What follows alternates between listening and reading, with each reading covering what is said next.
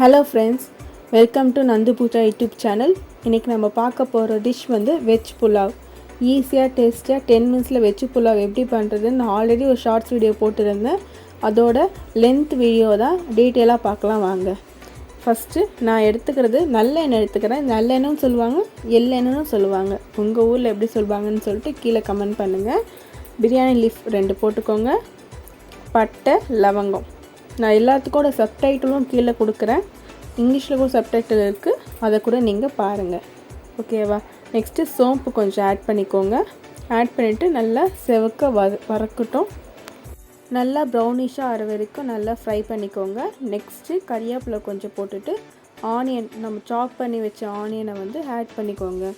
Onion எப்போவுமே நம்மளுக்கு நல்லா செவந்து வரணும். நம்ம பிரியாணி கூட நீங்கள் நிறைய பார்த்துருப்பீங்க. ஃபஸ்ட்டு ஆனியன் போட்டு அந்த ஆனியன் ஃபுல்லாக ரெட்டிஷாக வர அளவுக்கு அவங்க ஃப்ரை பண்ணுவாங்க. அதே மாதிரி தாங்க வெஜ் புலாவுக்கும் சேமாக ஃபுல்லாக ரெட்டிஷாக வர அளவுக்கு ஃப்ரை பண்ணிக்கோங்க.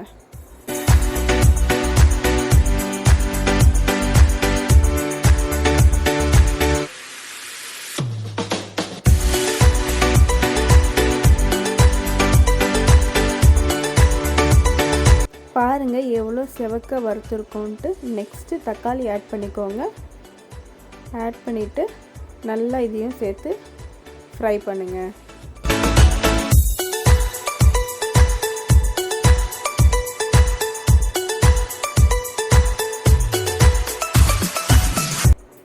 நெக்ஸ்ட்டு இஞ்சி பூண்டு பேஸ்ட் ஆட் பண்ணிக்கோங்க. அதையும் வந்து ஃபுல்லாக அந்த ஆயில்லையே ஃப்ரை பண்ணுங்கள்.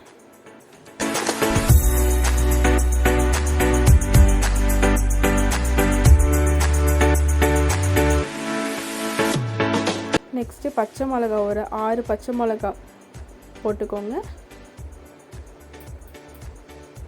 உருளைக்கிழங்கு குட்டி குட்டியாக சாப் பண்ணி வச்சுருக்கேன். இந்த உருளைக்கிழங்கு ஆட் பண்ணிக்கோங்க.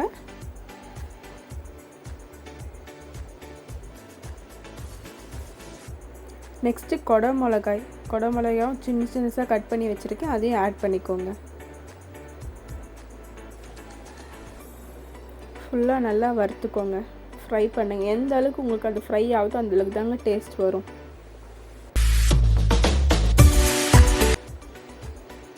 இப்போது சால்ட் யூஸ் பண்ணிக்கிறேன், ஏன்னா அது நல்லா ஃப்ரை ஆகிறதுக்காக. இது மீல் மேக்கர்னு சொல்லுவாங்க. இதை ஒரு 5 மினிட்ஸ் வந்து வாட்டரில் ஊற வச்சு அதுக்கப்புறம் எடுத்துக்கணுங்க.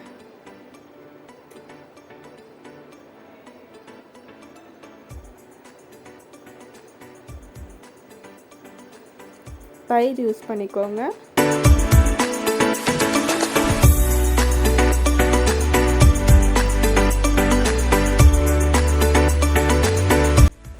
நான் 2 கிளாஸ் ஆஃப் ரைஸ் எடுத்திருக்கேன்.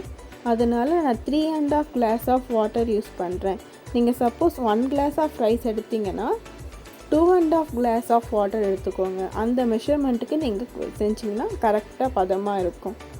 நெக்ஸ்ட்டு நான் கரம் மசாலா யூஸ் பண்ணுறேன். நெக்ஸ்ட்டு லாஸ்ட்டாக கொரியாண்டர் லீஃப், தட் இஸ் கொத்தமல்லி இலை வந்து தூவி அந்த வாட்டர் கொதிக்கிற வரைக்கும் வெயிட் பண்ணுங்கள். நெக்ஸ்ட்டு அரிசியை நல்லா கழுவிட்டு போடுங்க.